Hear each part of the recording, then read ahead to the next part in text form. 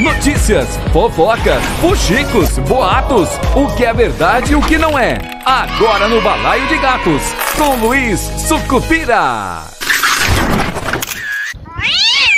Não sei. Só sei que foi assim. Mas rapaz... Povo de Sucupira. Olá, ouvintes. 9 de junho de 2025. Balaio de Gatos começando. Perseguição política e retaliação. Servidores são punidos após se manifestarem contra o PL dos consignados em Iguatu. Aspas.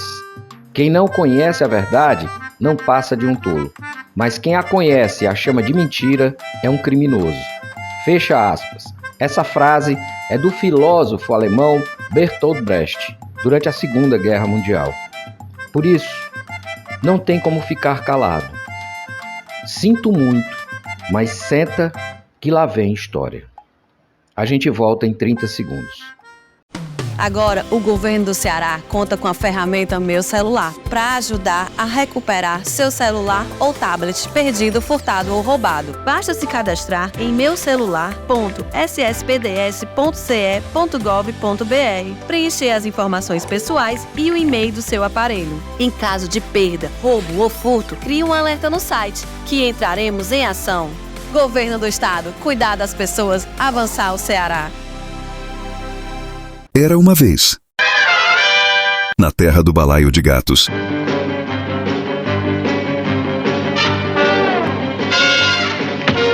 E no episódio de hoje...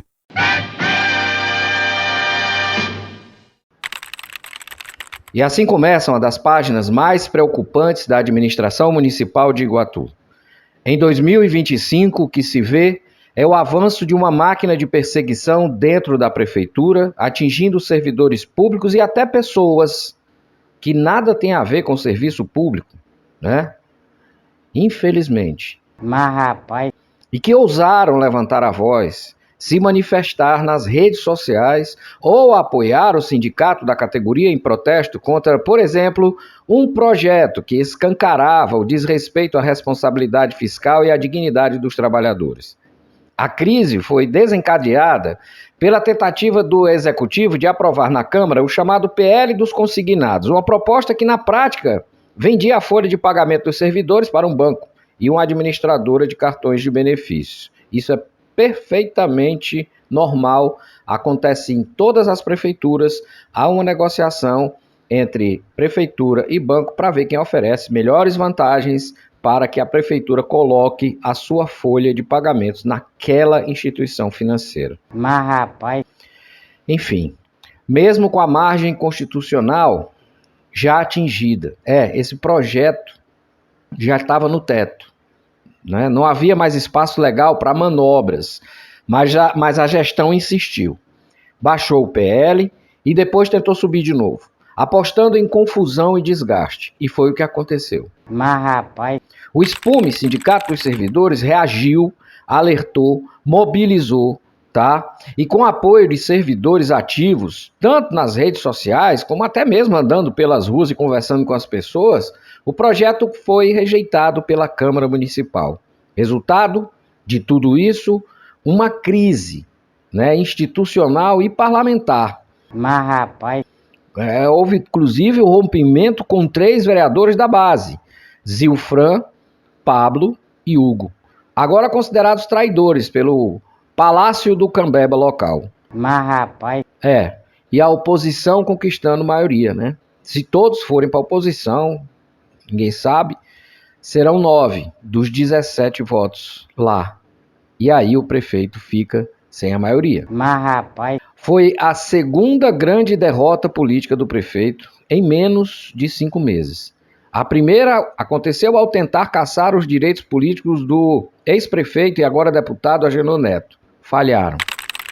A segunda, ao perder o PL dos consignados por pura inabilidade política e teimosia de criança. Mas rapaz... Se recusando a reescrever o texto e dialogar com o Legislativo. A Câmara respondeu de forma correta com o voto de desconfiança silencioso, mas que disse muita coisa. Mas o problema não parou por aí não, tá? Como retaliação, a prefeitura iniciou uma série de transferências forçadas, licenças e remanejamentos, atingindo principalmente servidores que se posicionaram nas redes sociais ou apoiaram o sindicato nas ações públicas. Uma verdadeira caça aos que pensam diferente, disfarçada de remanejamento administrativo. A Secretaria de Desenvolvimento Agrário, ou a da Agricultura, como queiram, foi a mais atingida.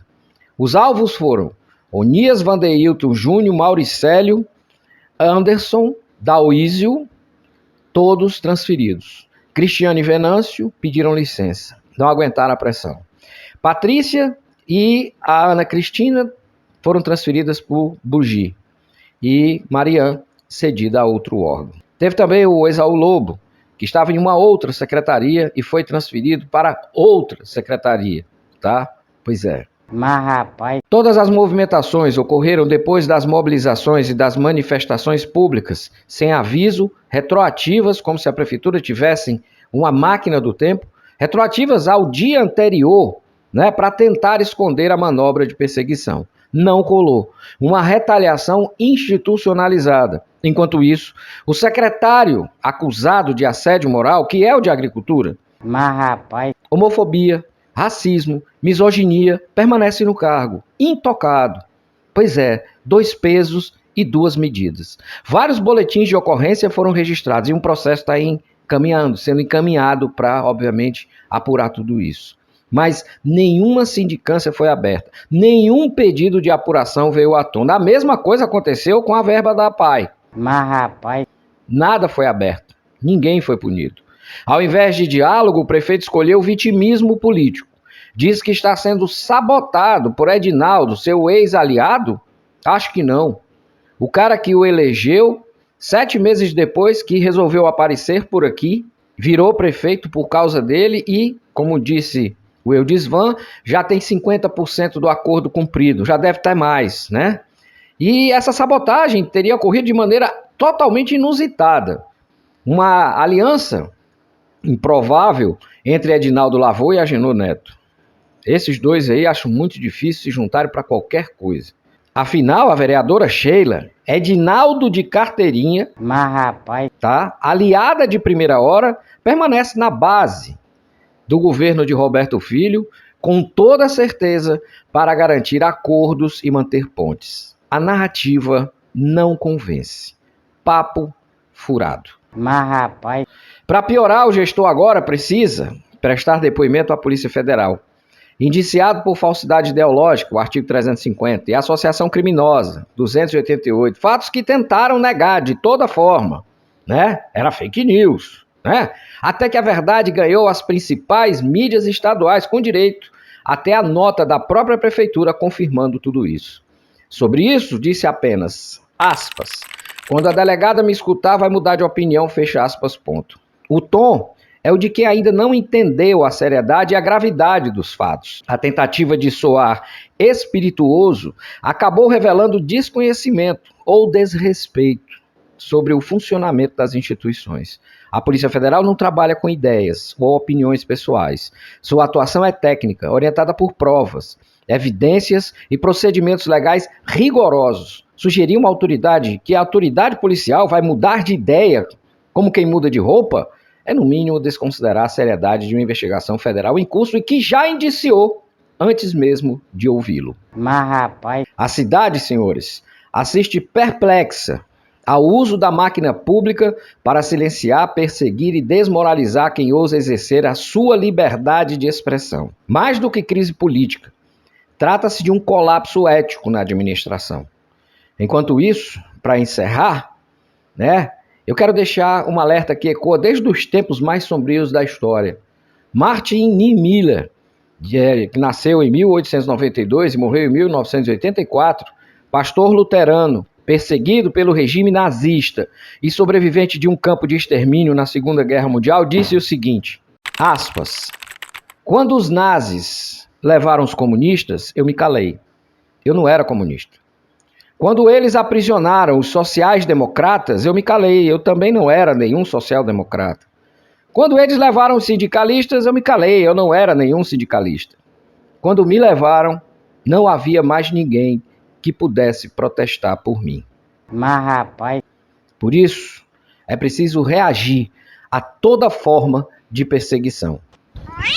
Eu sou Luiz Sucupira e esse foi o Balaio de Gatos de hoje. Amanhã a gente volta. Tchau, pessoal. Que uma mentira na minha história. Só achei que foi assim. Pra frente, Sucupira!